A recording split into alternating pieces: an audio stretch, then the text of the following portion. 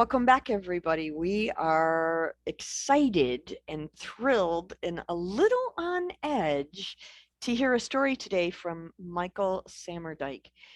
Michael's been with us a few times already, but today he's going to read from his short story horror collection, Land Beneath the Shadows, Tales of Kurgania, #1, and the story he's going to read is Autumn Night. Before we get into the story, I want to let you all know there is a listener advisory for this program. There is some violence, so if you have young people listening, you might want to preview this program before you let the little ones listen. Welcome, Michael. I'm so glad you came back again. Oh, yeah, happy to be here. Good to see you. I'm so excited to have you back because you're a great eclectic writer. You write so many different things. I never know what story I'm going to get next, so it's really fun for me. Okay. Michael Samerdyke was born in Cleveland, Ohio. He is a graduate of the Odyssey Writers Workshop and has won the Lonesome Pine Short Story Contest twice. Once for Snowman, and the second for The Rest of the Way Home. He's also won the Appalachian Heritage Writers Symposium contest for the Frankenstein Doll, which he read for us on a previous episode.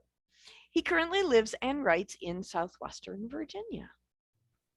This is going to be a really interesting story. As I say, it's a horror story. And this comes from a horror collection, right, Michael? Yes. Kurgania is an imaginary East Central European country afflicted by, say, vampires, werewolves, and other such creatures of the night. The book itself, I sort of modeled it after Bradbury's The Martian Chronicles, just sort of beginning like Bradbury's first human settlement on Mars, and then on to the end. Okay. And Land Beneath the Shadows begins around the time of the death of Attila the Hun, and the last story takes place after the fall of communism in the 1990s. Wow. There's a lot of material to work with there. Right.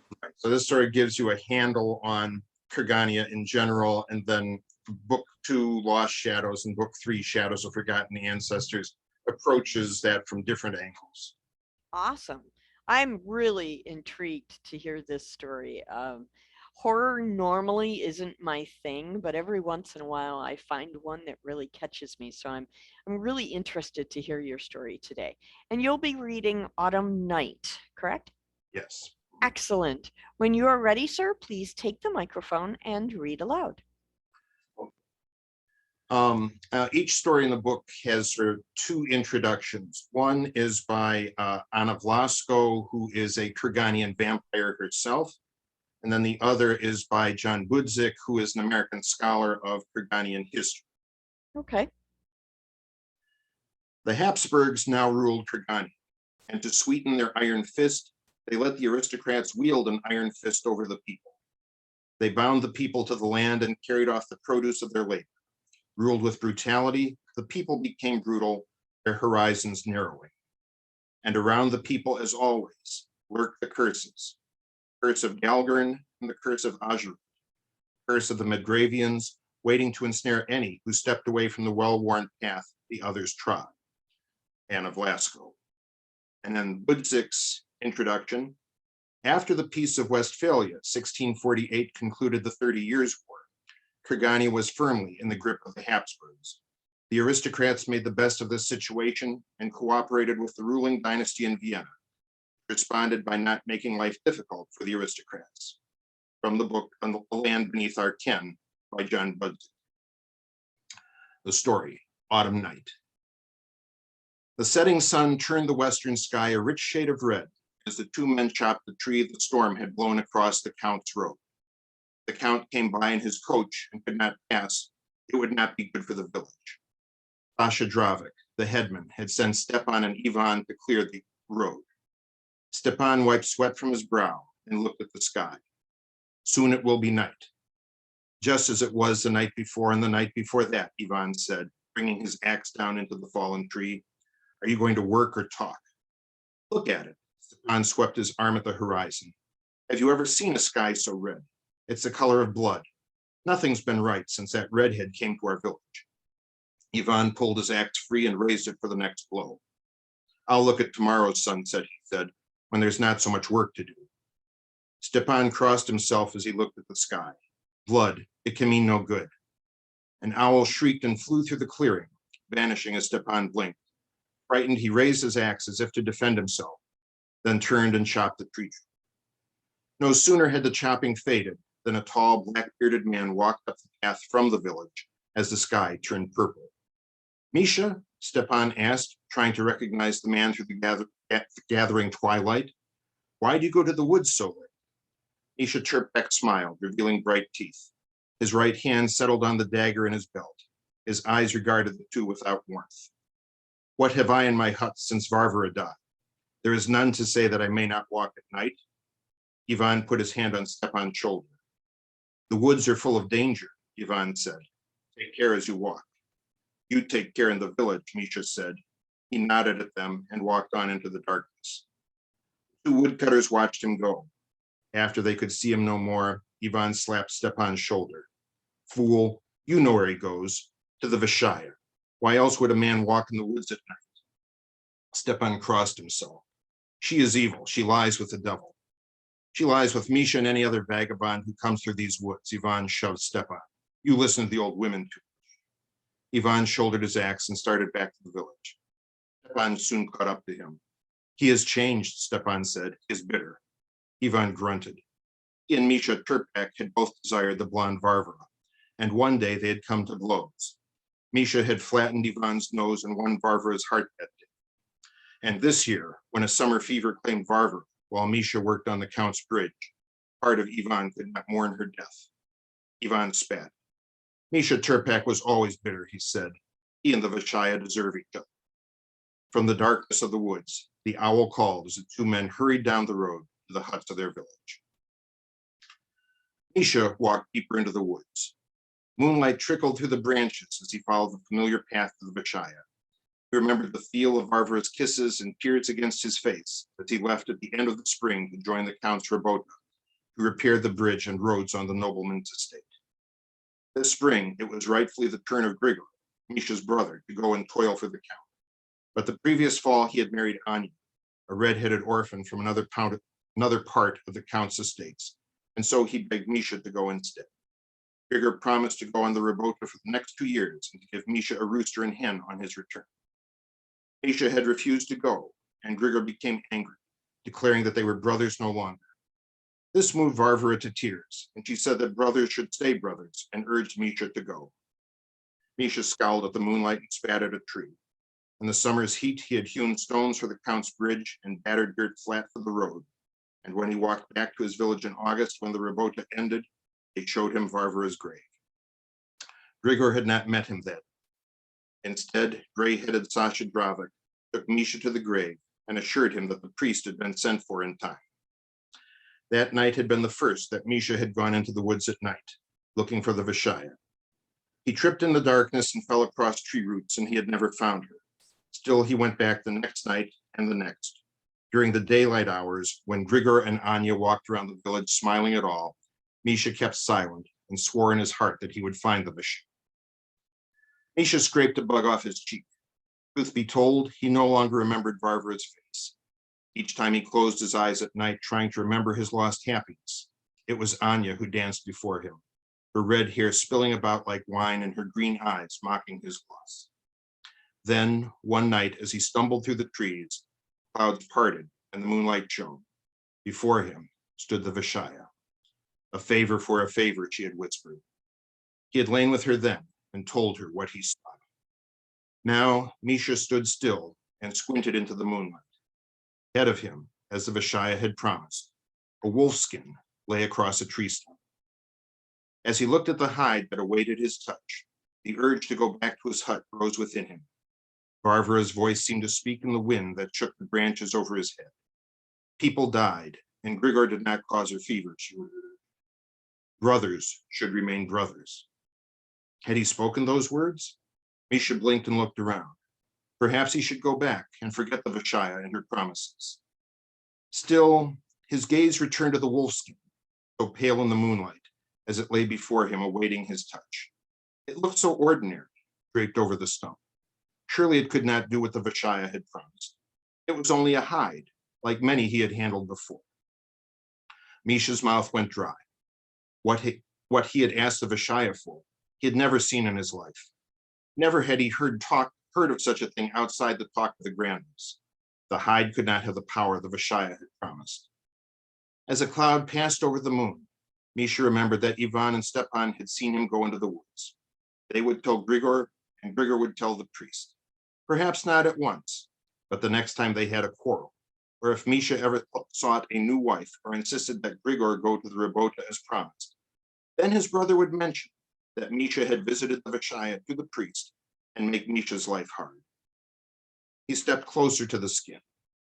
The cloud left the moon and the silver light on the tree bark, and in the silver light on the tree bark, he could see Varvara weeping. The wind came up and the branches moved, casting shadows, and suddenly it was Anya, red-haired and angry, laughing at him. Misha let his sack drop from his shoulder and grabbed the wolfskin with his left hand. With his right, he drew the dagger from his belt and cut his shirt open. He cut free of his leggings and then ran the blade across his chest. His blood welled up and fell onto the hide, vanishing without a trace into the fur. After a heartbeat, Misha pressed the fur to his wound. Pain burned through his chest and he fell to the ground. He howled and the moon turned red before his eyes. He writhed against the dirt and bit into his arm.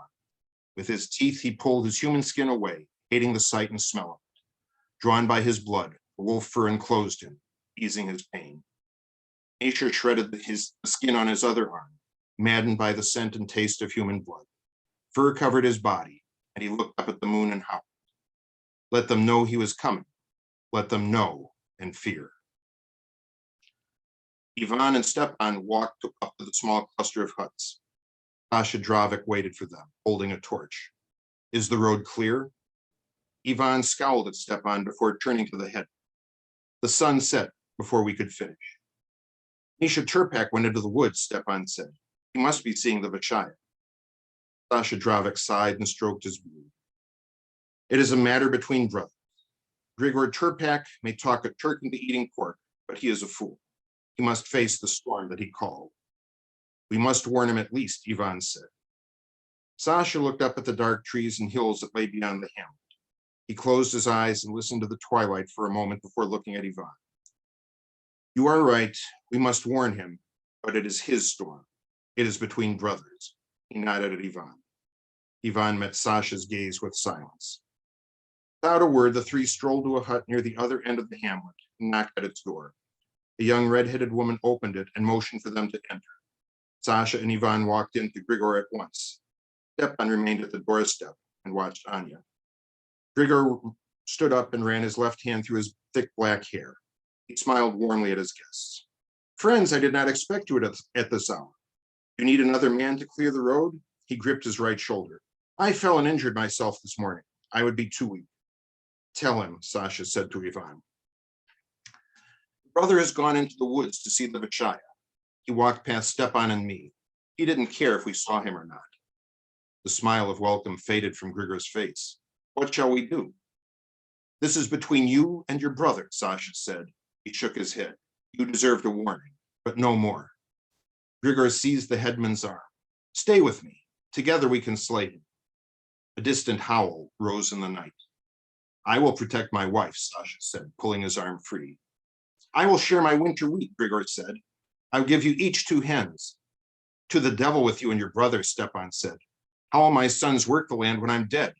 He turned away and ran to his hut. Bar your door and strike off the beast's head if it comes inside, Sasha Dravik said.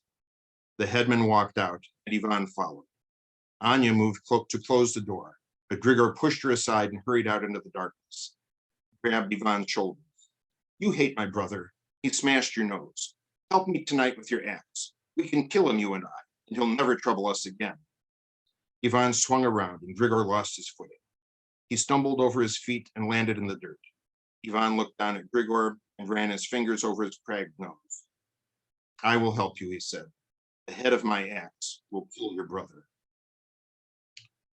The wolf ran along the path, leaping over the half-cut fallen tree. It loped along toward the village, drawn by the smell of fear, bitter and wet. As the beast neared the dismal huts, chickens cackled and a cow bellowed. The wolf raised his head and howled, then padded forward, looking to each side. He could hear them all, hear them as they prayed, sobbed, or wailed.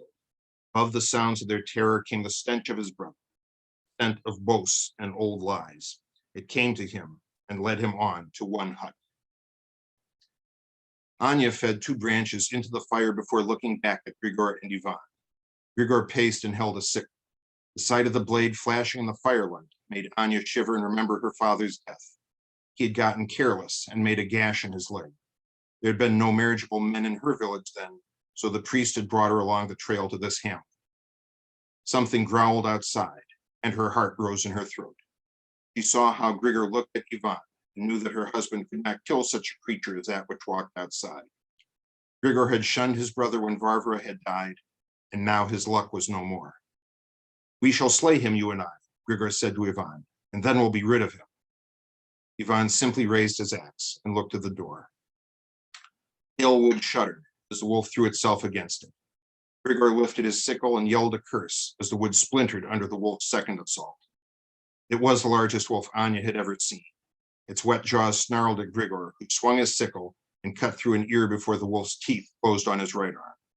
Bone shattered and the sickle fell to the floor while Grigor wailed. Ivan now rushed at the wolf, bringing his axe down into the right rear haunch of the beast. The wolf released Grigor's mangled arm and lunged for Ivan, who pulled the axe free. Before he could raise it for a second blow, the wolf knocked him to the ground. Ivan grabbed the wolf's head to keep it from biting. Furious, the wolf twisted this way and that, ignoring the fur Ivan pulled loose, bringing its fangs ever nearer to his throat. Anya grabbed a branch from the fire to defend herself and to avoid seeing Ivan die. His death shriek curdled her blood. The wolf growled and now loped back to Grigor, who held the sickle in his left hand and swung up awkwardly as the wolf charged. Bloody snout knocked the sickle from Grigor's hand, and the man fell back onto the floor. The wolf's fangs tore into Grigor's belly, and with a wrenching sound, the wolf pulled the heart free. Anya held her puny torch before her, shaking it at the gory creature. The wolf stepped closer, nearly putting its snout into the flame. Anya wept. She recognized Misha's blue eyes in the beast's face. Wanted to scream, but the sound caught in her throat, and the wolf turned away, padding out into the night, favoring its right hind leg. The torch became too heavy for her arms, and Anya flung it back into the fire. She shut her eyes, only to conjure the wolf's face in her mind. Again, the strong blue eyes looked into her, and she remembered dancing with Misha Turkbeck on her wedding day, how his strong arms had lifted her into the air. Sunrise found the wolf sleeping by the tree stump where the Vishaya had left the wolfskin the night before. As the darkness retreated before the light, so too did the fur take shelter in its flesh. Misha opened his eyes. He reached up to his stubby left ear and spat. "Damn the shining sun," he said, and stood upright. He picked up the sack he had carried the night before. Memories of the agony on his brother's and Ivan's faces came to him, and he shook his head. The Vishaya's promise had been kept, and he would live with the bargain that he had made. His muscles ached as he pulled clothes out of the sack and started to dress. He looked back toward the village and wondered if he could walk to the bandits of the eastern mountains before the Count's hunters caught him. Sasha Dravik hefted his axe and looked at Stepan. "I am going to get the priest, and I will ask that the Count's hunters be sent. Keep the village calm until I return." "What village?" Stepan asked. "2 men dead and a third gone to the devil? The Count will take our land and give it to the sons from the village down the path." "As God wills it," Sasha said. "Don't visit more trouble on us before it happens." He put the axe over his shoulder and set off down the path. Stepan looked around at the huts. The village was finished. His 2 boys were still beardless, and Sasha's son had been taken into the army last year. After last night, neither Grigor or Ivan would father children. Anya carried a bucket out of her hut. Devil's flame that was her loose hair swung above her pale bosom. Stepan watched the play of fire above milk, and his face darkened with rage. She was the one who had set brother against brother. Grigor should never have wed such a woman. "You did this," Stepan shouted at her. "Grigor feared to go to the Rabota and leave you here with Misha. That started all this trouble. You caused it." Women came out of their huts to see about the shouting. Seeing that Stepan yelled at Anya, they ran up to them. "Why did the wolf let you live? Ivan's widow asked. She shook her fist. He killed my man and he let you live. He always desired you. Anya raised her hands. No, I did not cause this. You've ruined us, Stepan said. Get out from among decent folk. Go to your wolf in his cave. Ivan's widow ran at Anya and dragged her fingernails down her cheeks. Anya slapped at her, but Stepan caught her red hair and pulled her away. Go to your wolf. No one wants you here. Everyone had gathered. Anya looked into their faces. None showed kindness. All shared Stepan's accusation. They wanted her dead. Anya nodded, and Stepan released her hair. She sprang to her feet and ran along the path. Stepan's boys ran after her, throwing rocks. Their shouts ringing in her ears, Anya ran into the trees. Branches tore at her face, her dress, and caught her hair. Enraged, she pulled free and ran deeper into the woods, away from the village. The Vishaya awaited her. Wow. So different from the stories you read before. It's like, it's a little creepy. Tell me, what is it about the horror genre, especially these types of folk tales, what was the thing that made you want to write these? Well, again, I've studied the history of Eastern Europe, Central Europe, and that, so that was that, and of course, I always liked old monster movies and stuff like that as well, and one of the things that always interested me about Dracula was, the Pennsylvania in the book, where the vampire lives and all that kind of stuff. And like most of Dracula is about what happens when the vampire comes to Britain, but it's like, well, what would it be like living in a society where you actually had a vampire sort of in residence, as it were, And so Kurgania sort of grew out of a desire to sort of explore it, and then to see how these supernatural creatures that would live on for a while, how they would be affected by the human history, the ups and downs, the different changes in government and revolutions and invasions and stuff like that, how that would impact them and everything. Sure. What was the one craft thing, the one writerly thing that stuck out for you as a favorite, or something that just really struck you when you were writing this particular story? Let's see. This one, I guess I tried to visualize things, to try to have a strong visual for each scene, Mm-hmm. I guess thought of it as, a series of scenes and try to get an important visual for each scene, and like get also some how the light is in each scene, where the light's coming from, and everything. Yeah, I definitely felt that when you were reading it. There was definitely an element of lightness and darkness to your story. So I can certainly appreciate that. Thank you again for coming back and reading for us. I look forward. I know you're coming again in the future. You have a lot of stories to share with us, and I'm really, really grateful that you're coming back. I'm happy to share. Thank you so much. I hope you have a great day. Okay, hope you do too. Take care.